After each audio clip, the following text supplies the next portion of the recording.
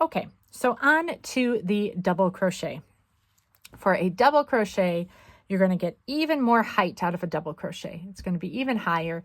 So with the double crochet, instead of starting off with one chain, we're going to start off with two. I'm going to do chain one, chain two.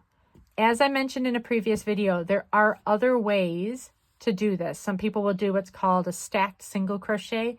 I really actually do like the stacked single crochet as a way to start, but it's complicating things too early for you right now. Right now, you just need to learn how to do this.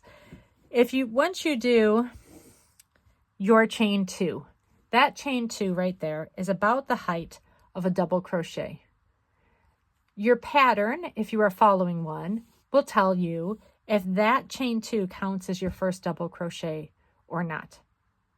If it does, then instead of doing a double crochet in this stitch, you'll start your double crochet in this next stitch. This will be a double crochet. Then you'll have another one. You'll do 9 more across instead of doing 10 double crochets.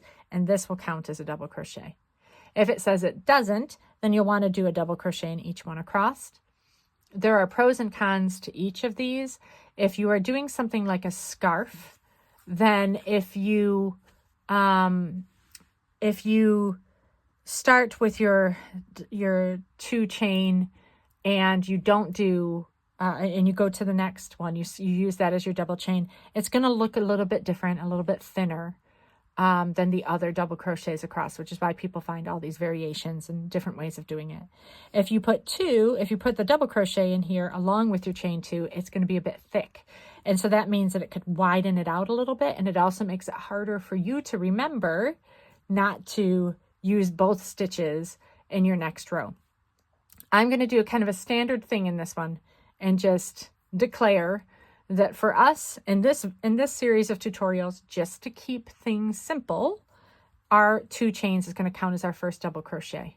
So when we turn, so we chain 2, CH2 in a pattern and turn, and we're going to do our first double crochet into the top of our last half double crochet row.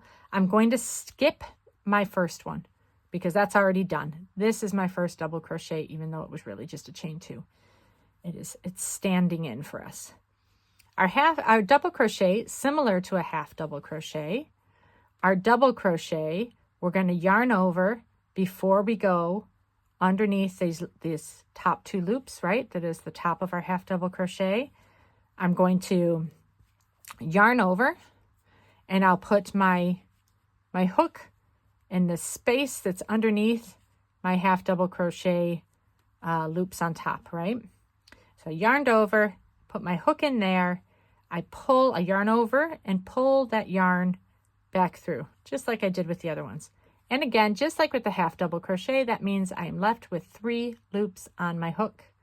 I'm going to yarn over, but unlike the half double crochet, instead of going through all 3, I'm just going to go through 2.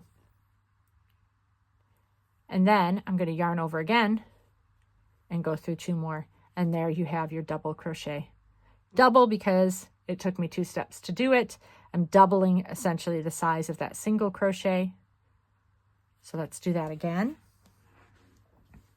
Yarn over into the space underneath my loops. Yarn over again. Pull that yarn through. Yarn over again. Through 2. Yarn over again. Through 2. Got it. Yarn over, go through that space, yarn over, pull it back through, 3 loops on my hook, yarn over, through 2, yarn over, through 2 again. And you can see how much higher that double crochet is.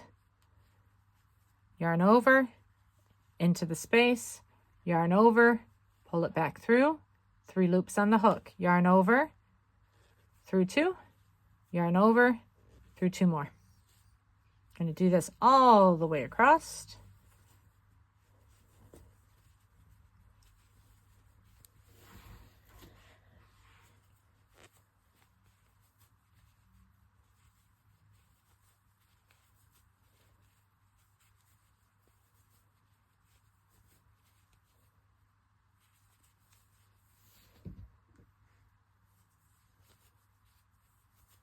I always count at the end of my row to make sure that I didn't miss a stitch.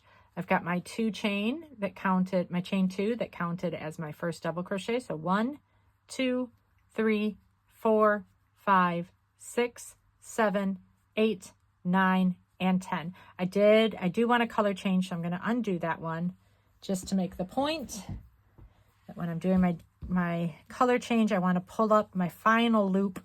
I want it to be in the next color. So tie that on roughly around there-ish. There.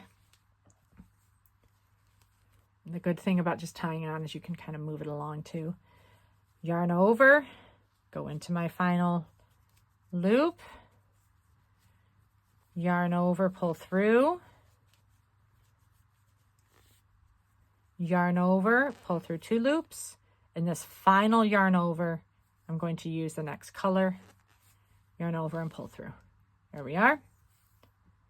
And now we will go on to the next video, which is your treble crochet.